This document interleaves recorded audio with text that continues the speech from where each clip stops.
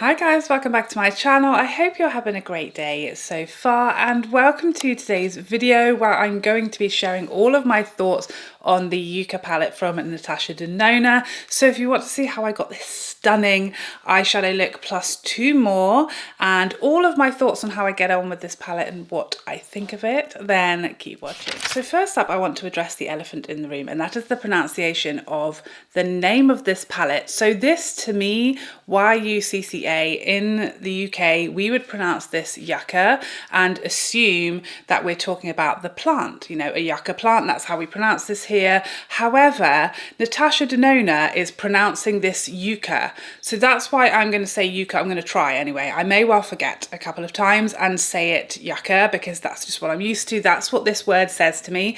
But if Natasha Denona has named her palette yucca and that's how she's spelling it, I'm not going to argue with her. You know, it's her baby. It's her child to name and spell however she likes. She's pronouncing it yucca, so that's why I'm pronouncing it yucca. I'm glad we cleared that up, not that anyone asked. So here she is, the Yucca palette, the latest midi size 15 pan from Natasha Denona. And is she not glorious? I mean, look at her.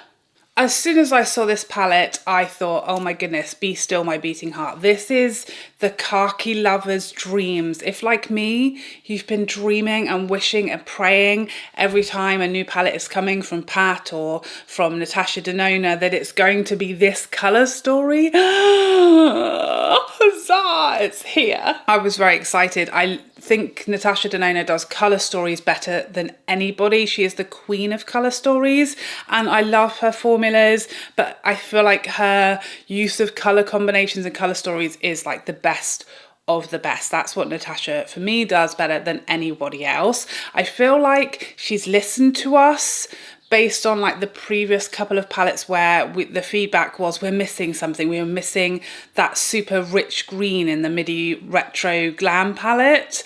And, you know, we were missing this, or we were missing those really punchy shimmers that are super impactful. And this palette has delivered everything, nothing missing, no holds barred.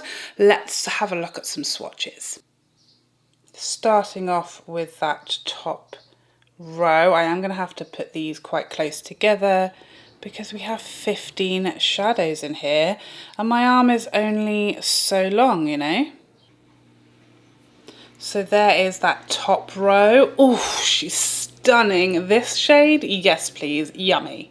And the reflection of this, wet looking. Moving on to the second row. I wasn't 100% sure what this shade was doing in here. It feels like it doesn't fit, but again, I'm not going to argue with Natasha. She is the queen of colour stories. Okay, and there we have that middle row. Like I said, this one feels like it doesn't kind of belong, but she's glorious. And finally, that bottom row and that rich, deep matte that we've been saying we need Natasha to give us in these palettes. Okay, and there you have it. Those are all of the shades swatched. I mean, this literally speaks to my soul. I could do without this shade, I'm not going to lie to you, but that stuff of dreams. Seriously. Okay, so there you have the swatches. We're going to dive into 3 looks. I'm going to use every single shade in here and see what we come up with. Let's get started.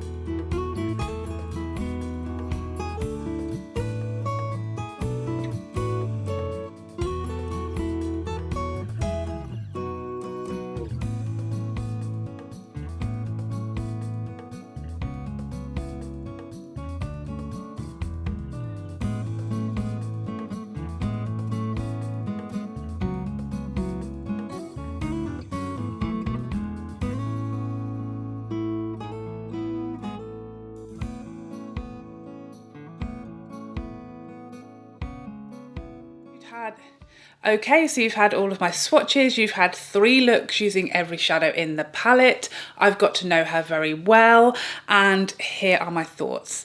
She's stunning. I'm in love with it.